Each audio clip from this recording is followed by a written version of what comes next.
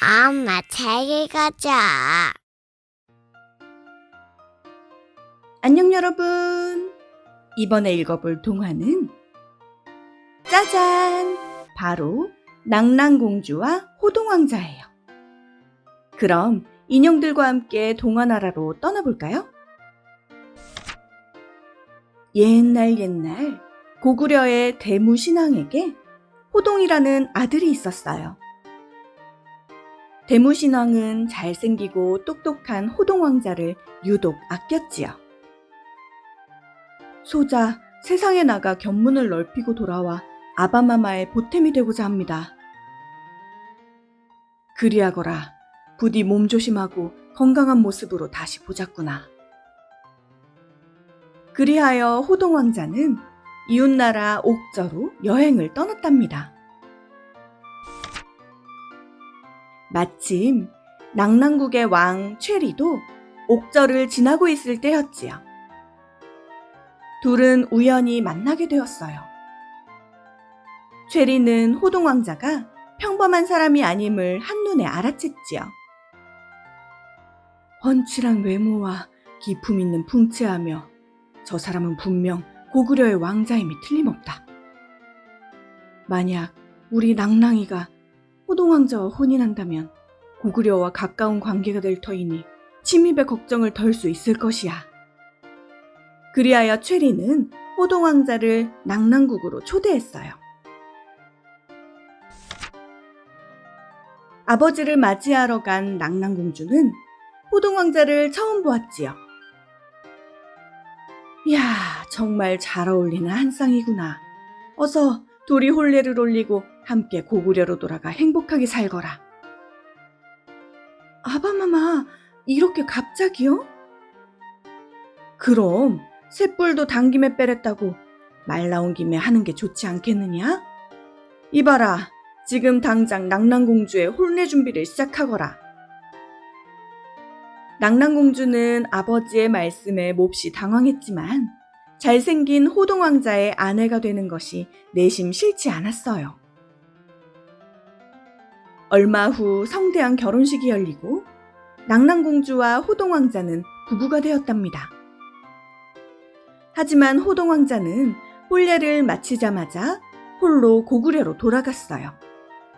부인을 데리러 다시 돌아오겠다는 말만 남긴 채 말이지요.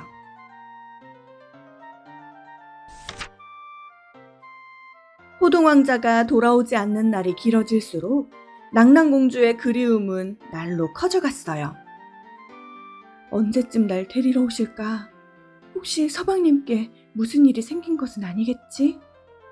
더 천천히 오셔도 되오니 부디 몸조심히 오시옵소서. 그로부터 며칠이 지난 어느 날이었지요. 낭랑공주에게 은밀한 편지 한 통이 전해졌어요. 호동왕자가 보낸 것이었지요. 우리가 만나려면 부인께서 대신 해줘야 하는 일이 하나 있소. 무기고에 들어가 나팔을 부시고 북을 찢어줘야만 하오. 만약 부인께서 못하신다면 우리는 영영 만나지 못할 것이오. 낭랑공주는 편지를 읽고 크게 상심했어요. 그런데 호동왕자는 왜 나팔과 북을 망가뜨리라고 했을까요? 사실 낭랑국에는 신비한 북과 나팔이 있답니다. 그 북과 나팔은 적들이 쳐들어오기 전에 스스로 울려서 적이 침입했음을 알려주지요. 나라 구석구석 울려서 모두가 위급한 상황을 알고 미리 대비할 수 있게끔 해주는 신통방통한 물건들이에요. 그러니 나라를 지켜주는 소중한 무기들을 훼손하라는 것은 아버지를 배신하고 자신의 나라를 버리라는 것과 같은 말이지요. 호동왕자님, 어찌 이리 냉정하십니까? 낭랑공주는 이러지도 저러지도 못하고 점점 생기를 잃어갔답니다. 며칠이 지나고 캄캄한 밤이 되었어요. 낭랑공주가 방에서 나와서 어디론가 걸어갔지요. 그곳은 다름 아닌 북과 나팔이 있는 무기고였어요. 한숨을 쉬며 북을 어루만지던 낭랑공주는 결심이 선 듯 옷소매에서 칼을 꺼냈어요. 그리곤 북을 찢어버렸지요. 나팔 또한 산산조각 낸 뒤 눈물을 흘렸어요. 절 용서하지 마시옵소서, 아바마마. 낭랑공주는 방으로 돌아와 이 사실을 편지로 써서 호동왕자에게 알렸어요. 한편 낭랑공주의 편지를 받은 호동왕자는 이 사실을 급히 대무신왕께 말씀드렸지요. 아바마마, 낭랑국의 북과 나팔이 훼손된 지금이야말로 침입할 수 있는 적기입니다. 저에게 군대를 주시어 승전할 수 있게 해주시옵소서. 하하하, 역시 우리 호동이답구나. 그렇게 하거라. 그리하여 호동왕자는 다시 한번 낭랑국으로 떠납니다. 꽃가마를 타고 부인을 데리러 가는 것이 아니라 군사들을 이끌고 전쟁을 하러 말이죠.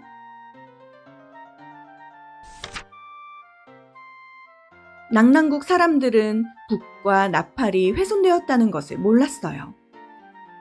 그래서 고구려 군사들이 바로 앞에 올 때까지 전혀 알아채지 못했지요.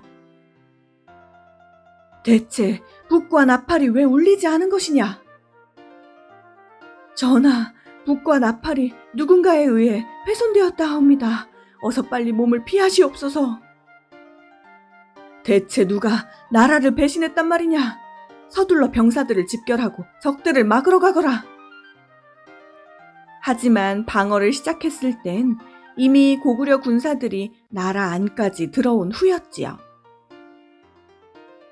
최리와 낭랑공주는 맨 앞에서 군사들을 이끌고 있는 호동왕자를 보았어요. 호동왕자가 배신을 하다니 어째서 이런 일이... 그때였어요. 제가 그랬습니다, 아바마마. 이 모든 걸 지켜보며 잘못된 선택을 했음을 깨달은 낭랑공주가 아버지께 고백했지요. 뭐라? 감히 내가 나라와 아비를 배신해? 분노한 최리는 낭랑공주의 변명조차 듣지 않고 그 자리에서 칼로 베어버렸지요. 정말 죄송합니다. 부디 절 용서하지 마시옵소서. 결국 낭랑공주는 슬프고 고통스러운 죽음을 맞았어요.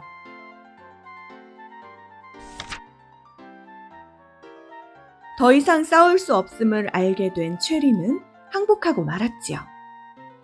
자신을 진심으로 사랑한 아내 낭랑공주의 희생으로 손쉽게 전쟁에서 이긴 호동왕자는 고구려로 돌아가 승리를 알렸어요. 온 고구려가 호동왕자를 지켜세우며 다음 왕이 될 자는 호동왕자밖에 없다고 했어요. 그러자 대무신왕의 첫째 왕비가 분노하였지요.